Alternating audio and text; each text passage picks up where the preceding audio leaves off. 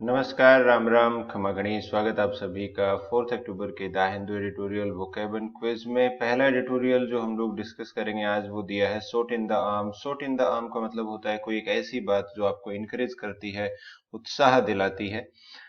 ये बात जो है वो ये है कि ऑन द मेडिसिन नोबेल 2023, तो ड्रू विजमैन और कैटलिन कैरिको ये दो लोग हैं जिनको ये पुरस्कार दिया गया है इस बार, मेडिसिन नोबेल। और ये रोज एक एक अलग अलग क्षेत्र में दिए जाते हैं नोबेल पुरस्कार, जो है इनकी घोषणा होती रहती है। दूसरा नंबर जो है, वर्ल्ड कप शुरू हो रहा है भाई क्रिकेट का, and all Y for. Y का मतलब होता है ये compete फॉर, कि सब लोग इसके लिए compete करेंगे कि हम लोग वर्ल्ड कप जीते। On the ICC world cup host in India. यहाँ पे देखो एक बहुत अच्छी बात इसमें लिखी थी कि 2011 में पहली बार हुआ था कि मेजबान देश ने वर्ल्ड कप जीता था। फिर 2015 में भी ऐसा ही हुआ, 2019 में भी ऐसा ही हुआ, और क्या अब भी ऐसा ही होगा? तो आप लोग बता सकते हैं कमेंट करके कि भारत फाइनल में किसको हराने वाला है। और अब शुरू करते हैं हम लोग इसमें वो कैप। उससे पहले आपको ये जो जिन लोगों ने अवार्ड जीता है मेडिसिन का नोबेल पुरस्कार, इनका नाम ड्रू विजमैन है और इनका नाम कैटलिन कैरिको है। तो पहला अपने पास शब्द है वो यही है, शॉट इन द आर्म, जो हम ऑलरेडी डिस्कस कर चुके हैं। इसका मतलब होता है उत्साहित करने वाली बात, समथिंग दैट गिव्स इनकरेजमेंट। कोई एक ऐसी चीज जो बूस्ट करती है, इनकरेजमेंट देती है, स्टिमुलस प्रोवाइड करती है, इम्पिटस प्रोवाइड करती है, जो एक तरह से प्रोत्साहन मिलता है जिस चीज से, उसे हम लोग कहते हैं ए शॉट इन द आर्म। इसके ऑपोजिट हो जाएंगे सेटबैक, फेलियर, डिस्करेजमेंट, जिससे निराशा हो।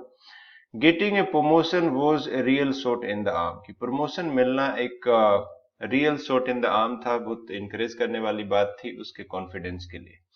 तो ये वाली इडियम जो है ये तो आप, मुझे लग नहीं रहा आप भूलोगे। स्टेडफास्ट जो होता है दृढ़ के लिए हम लोग यूज करते हैं, फॉर्म के लिए यूज करते हैं, डिटरमाइंड हो भाई मैं ये काम करूंगा, यूं से हम लोग क्या कहते हैं, स्टेडफास्ट कहते हैं। रेजोल्यूट होता है इसके अंदर। अनवेवरिंग, वेवर करना होता है भटक जाना, अनवेवरिंग होता है भटकना नहीं, लगातार अपने उद्देश्य की तरफ बढ़ते रहना। फॉर्म, डिटरमाइंड, अनयील्डिंग, यील्डिंग का मतलब गिव अप करना होता है, और अनयील्डिंग का मतलब होता है वो अंगद की तरफ पांव जमा देना। फिकल, वेवरिंग, इंडिसाइजिव, तो ये इसके एंटोनिम हो जाएंगे।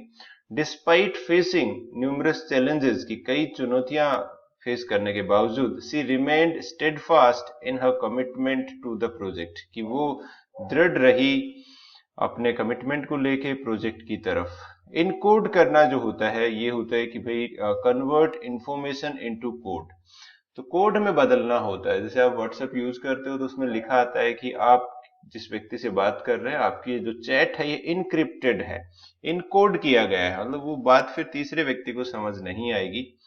तो इनकोड मतलब एक तरह से इनक्रिप्ट करना, कन्वर्ट करना, या साइफर हम लोग इसके लिए यूज करते हैं। एंटोनिम बहुत अच्छा है इसका, डिकोड करना या डिसाइफर करना, उस चीज को समझना। Security team had to encode sensitive data, कि सेंसिटिव डाटा को इनकोड करना पड़ा, कोड में डालना पड़ा, टू कोड में बदलना पड़ा, to protect it from unauthorised access, किसे बचाने के लिए, कि अनऑथराइज्ड एक्सेस से बचाने के लिए। टेक ऑफ हम लोग कहते हैं उड़ान भरना, टू स्टार्ट रैपिडली। तो टेक ऑफ होता है हवाई जहाज जो उड़ान भरता है उसे कहते हैं। टेक ऑफ का मतलब उतारना भी होता है, हटाना भी होता है। जूते टेक ऑफ कर लो भाई, अपना कोट जो है वो टेक ऑफ कर दो, तो उस संदर्भ में भी यूज होता है। डिपार्ट, चले जाना। लिफ्ट ऑफ होता है अगेन, जैसे रॉकेट का लिफ्ट ऑफ होता है, रॉकेट जो जब ऊपर जाती है तो लिफ्ट ऑफ उसे कहते हैं। अभी अपना चंद्रयान गया था तो उसमें रॉकेट ने लिफ्ट ऑफ किया था। असेंड का मतलब ऊपर जाना, डिसेंट का मतलब होता है नीचे आना। लैंड करना, टच डाउन, तो टच डाउन बोलते हैं जहां पे वो जमीन से टकराता है, जहाज जो जमीन पे आके नीचे। The plane is schedule to take off at 8 AM tomorrow, कि प्लान जो प्लेन जो है वो 8 बजे उस उड़ान भरने वाला है, कल सुबह 8 बजे। तो टेक ऑफ होता है उड़ान भरना, या फिर कोई भी चीज है जब स्टार्ट करते हैं उस संदर्भ में भी हम लोग इसका प्रयोग करते हैं, स्टार्ट करने के लिए। हर्डल जो कहते हैं भाई, ये हम लोग कहते हैं रुकावट के लिए, बाधा के लिए, ऑब्स्टेकल के लिए, डिफिकल्टी के लिए।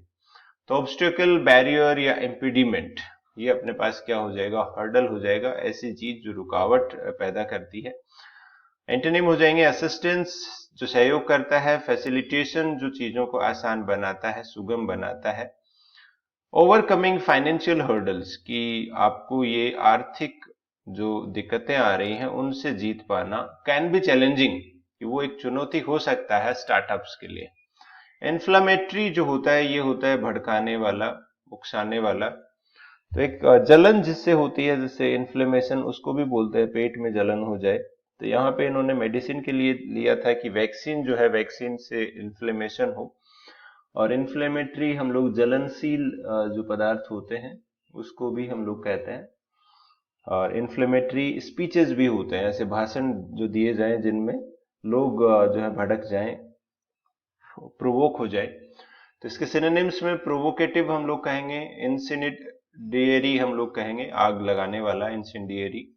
इंस्टिगेटिव होता है अगेन, कि ये भी हम लोग कहते हैं कि जो इंस्टिगेट करता है, जो उकसाता है, भड़काता है, जो इंसाइट करता है, इसकी दो वर्ब और हम लोग देख लें। या जो फोमेंट करता है उसको भी हम लोग सेम ही संदर्भ में यूज करते हैं। ऑपोजिट हो जाएगा calming, soothing, pacifying. His inflammatory remarks only escalated the tension in the room, कि उसके जो इन्फ्लेमेटरी रिमार्क्स थे, भड़काने वाली बातें थी, उसने टेंशन को बढ़ा दिया और मुश्किल कर दिया कमरे के अंदर। इम्यूनोलॉजिस्ट होता है भाई, ये इम्यूनोलॉजिस्ट हम लोग कहते हैं जो इम्यून सिस्टम की स्टडी करता है, वो इम्यूनोलॉजिस्ट हो जाएगा। तो इम्यूनोलॉजिस्ट ने कंडक्ट किया, टेस्ट कंडक्ट किए to determine the patient's immune system function, कि उसका इम्यून सिस्टम सही से फंक्शन कर रहा है कि नहीं कर रहा है। तो ये आसान शब्द था इम्यूनोलॉजिस्ट। सर्विलेंस जो होता है, सर्विलेंस की स्पेलिंग पूछी जाती है एग्जाम में ज्यादा, SURVEILLANCE। तो इसकी स्पेलिंग आपको नहीं आती है तो 2-3 बार लिख लो, या फिर जब आप एग्जाम हॉल में बैठे रहते हैं तो वहां पे कैमरा वैमरा लगा रहता है, वहां पे भी सर्विलेंस की स्पेलिंग लिखी रहती है। मॉनिटरिंग एंड ऑब्जर्विंग पीपल, तो निगरानी रखना, कैमरा लगाना, सीसीटीवी कैमरा, वो सर्विलेंस है। या आजकल क्या हो रहा है कि सॉफ्टवेयर के थ्रू आपके मोबाइल को भी एक तरह से ऑब्जर्व किया जा रहा है। मॉनिटरिंग, ऑब्जर्वेशन, स्क्रूटिनी होता है जांच करना किसी चीज की। ऑपोजिट हो जाएगा नेग्लेक्ट करना, ध्यान ना देना, इनअटेंशन देना। Security cameras provide 24/7 surveillance of the premises. Premises होता है जो अपने पास इलाका होता है, जो कैंपस होता है, उसे प्रीमाइसेस बोलते हैं। और सर्विलेंस हो जाएगा सेम अपने पास की निगरानी। ये आजकल जो सीसीटीवी कैमरा लगे रहते हैं उससे 24 घंटे आप देख सकते हैं कि कहाँ पे क्या हो रहा है। गेट रिड ऑफ जो होता है, ऐसे हम लोग कहते हैं कि भाई किसी चीज से छुटकारा पाना, किसी चीज को हटा देना। इसमें आप देखोगे ये वाला भी काफी पूछा जाता है। डिस्पेंस विद होता है एक, जिसके हम सेम मीनिंग के लिए यूज करते हैं। डू अवे विद भी होता है भाई, डू अवे विद का भी सेम ही मीनिंग निकलता है। एलिमिनेट कर देना, रिमूव कर देना, डिस्पोज कर देना। रिटेन करना, रखना, बरकरार रखना, मतलब उसे काम में लेते रहना किसी चीज को, तो ये एंटोनिम हो जाएंगे। सी डिसाइडेड टू, उसने फैसला किया क्या करने का, गेट रिड ऑफ, छुटकारा पाने का, पुराने जो कपड़े थे, दैट सी नो लॉन्गर वोर, की जो नहीं पहनती थी, तो उनको गेट रिड ऑफ कर दिया। Dispense with, do away with, eliminate, remove या डिस्पोज कर देना। इनकोएट जो होता है, ये चीज कोई भी ऐसी चीज है जो डेवलप्ड ना हो, अपूर्ण हो, अधूरी हो या अस्पष्ट हो, उसके लिए हम लोग यूज करते हैं। तो ज्यादातर इसे डेवलप्ड के सेंस में यूज करते हैं। अपूर्ण जो पूरी ना हो, जो शुरुआती दौर में हो, इनिशियल हो। रूडिमेंट्री हम लोग कहते हैं बेसिक के लिए। अनडेवलप्ड का मतलब होता है जो अविकसित हो। तो इनकोएट आप कहोगे कि अविकसित जो होता है वो अपने पास क्या हो जाएगा, इनकोएट, अविकसित या अपूर्ण। ऑपोजिट हो जाएगा मेच्योर, डेवलप्ड या complete. The project is still in its inchoate stage and requires further planning, कि ये जो प्रोजेक्ट है अभी इसकी शुरुआती दौर में है और इसमें और प्लानिंग की जरूरत है। टीज इनटू जो होता है, देखिए बहुत अच्छा इसका यूज किया है।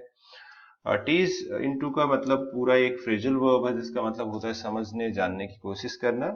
ये जो मीनिंग आपको बताए जा रहे हैं बिल्कुल वैसा जैसा एडिटोरियल में दिया गया वैसे ही मीनिंग है इसके। Try to find the meaning of something, किसी चीज के मीनिंग को ढूंढने की कोशिश करना, किसी चीज को जानने की, समझने की कोशिश करना।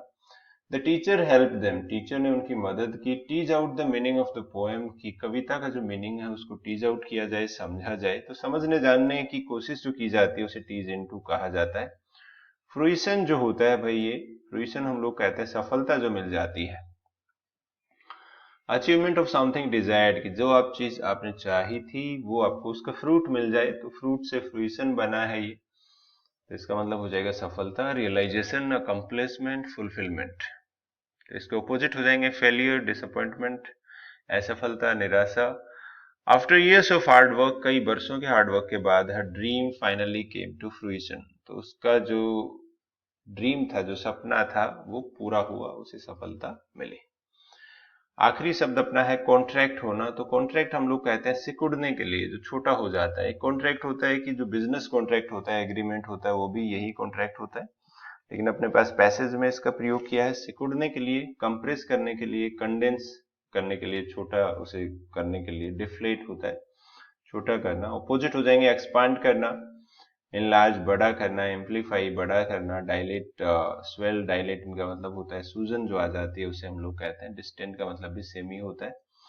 Glass contracts as it cools, कि जो ग्लास होता है जैसे जैसे ठंडा होता है वो सिकुड़ता जाता है।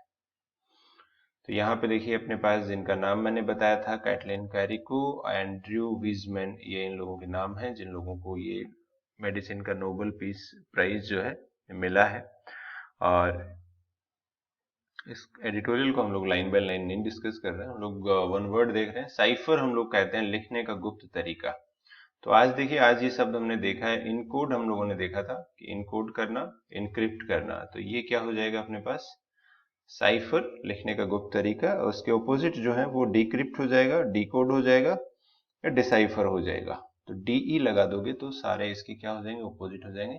जैसे कोई गहन बात लिखी गई है, रहस्यमयी बात है, उस चीज को डिकोड करना, डिसाइफर करना। सबवर्ट जो है अपने पास एक रेगुलर शब्द है। ये होता है कि पॉलिटिकल सिस्टम जो होता है या फिर सरकार जो होती है, उसको खत्म करने का जो प्रयास किया जाता है उसे सबवर्ट करना कहते हैं। या फिर इसके लिए हम लोग अंडरमाइन शब्द का भी प्रयोग करते हैं, अंडरमाइन शब्द का भी प्रयोग करते हैं। एक्स्ट्राडाइट हम लोग कहते हैं, देखो कई बार क्या होता है, आजकल आपने देखा होगा, अपराधी अपराध करके कहाँ भाग जाता है, दूसरे देश में भाग जाता है, और फिर भारत की सरकार उनके साथ इंटरपोल के थ्रू कांटेक्ट करती है, पुलिस से वहां की, और वो उसे एक्स्ट्राडाइट करते हैं। तो एक्स्ट्राडाइट होता है कि जब किसी अपराधी को उसके देश में भेज दिया जाता है वापस। तो अबू सलेम एक काफी पुर्तगाल से उनको भारत लाया गया था, और अभी बातचीत हो रही है कि नीरव मोदी और विजय माल्या जो हैं ये इंग्लैंड से भारत आ जाए। और एक और व्यक्ति है मेहुल चोकसी, जिनको लाने की कोशिश की गई थी, लेकिन वहां की सरकार जो है उन्हें नहीं भेजना चाहती है। तो एक्स्ट्राडाइट होता है कि किसी अपराधी को उसके देश में भेज देना, स्टेट और कंट्री फॉर ट्रायल। एस्थेटिक्स जो होता है, ये सौंदर्य शास्त्र हम लोग कहते हैं, सुंदरता को हम लोग कहते हैं। कोई भी चीज जो है उसे और ज्यादा सुंदर बनाया जाए, वो एस्थेटिक्स हो जाता है। तो ब्यूटी से रिलेटेड जो प्रिंसिपल्स होते हैं उसे हम लोग एस्थेटिक्स बोलते हैं। बहुत अच्छा शब्द है। ओमेगा हम लोग कहते हैं कि भाई आखिरी के लिए लास्ट हो, अल्फा एंड ओमेगा। तो अल्फा होता है वो पहला होता है, और ओमेगा होता है वो आखिरी होता है। तो जैसे अल्फा एंड ओमेगा हम लोग कई बार यूज करते हैं, इसमें ओमेगा हो जाएगा आखिरी। ईडीएम अपने पास आ जाएगी स्मोक एंड मिरर्स। हम लोग कहते हैं कि स्मोक एंड मिरर्स, देखिए इस चीज को समझिए कि ऐसे तरीकों को इस्तेमाल करना, मिसलीडिंग टेक्टिक्स का इस्तेमाल करना सच को छुपाने के लिए। तो एक तरह से उलझाना हो जाएगा। स्मोक एंड मिरर्स क्या होगा, किसी को उलझाना, किसी चीज में सच ना बताना, सच छुपाना। तो स्मोक एंड मिरर्स, रहस्य बना के रखना। इन द सेम बोट, कई बार हम लोग, दो लोग होते हैं एक जैसी स्थिति में होते हैं, तो वो दूसरे को कहते हैं we are in the same boat, कि हम एक ही स्थिति में हैं, एक ही समस्या का सामना हम लोग कर रहे हैं साथ में। या अलग अलग भी हो सकता है, लेकिन समस्या एक ही तरह की है। इन हॉट वाटर का मतलब होता है गर्म पानी में। आप देखोगे कि, और गर्म पानी में अगर किसी व्यक्ति को डाला जाए तो उसकी क्या हालत होगी, मुश्किल में हो जाएगा, being in trouble, often due to a mysterious और क्वेश्चनेबल सिचुएशन। आगे एक शब्द हम लोग यहाँ पे, एक सवाल हम लोग यहाँ पे कर रहे हैं, और इस सवाल का आंसर आपको बताना है। Since the world cup Karwaan started, कि जब से ये वर्ल्ड कप का कारवां जो था ये चलना शुरू हुआ था 1975 में, उस समय के दौरान कुछ ऐसे भ्रम थे जो दूर हुए। भ्रम जो था वो पैसेज में यही दिया था कि भाई मेजबान देश जो है, होस्ट नेशन जो है, वो कभी नहीं जीतता है, लेकिन 2011, 15 और 19 में ऐसा हुआ, और 2023 में ऐसा होगा या नहीं होगा, आप मुझे कमेंट करके बताइए। तो इसमें आंसर आपको बताना है रोलिंग, रेलिंग, रेलिंग या रिलेइंग। तो काफी अच्छे ऑप्शंस दिए हैं यहाँ पे आपको, इनमें से एक ऑप्शन आपको चूज करना है। और आज का जो ये वीडियो है ये हम लोग यहीं पे खत्म कर रहे हैं। That's all, thanks for joining. कल फिर मिलेंगे आपसे।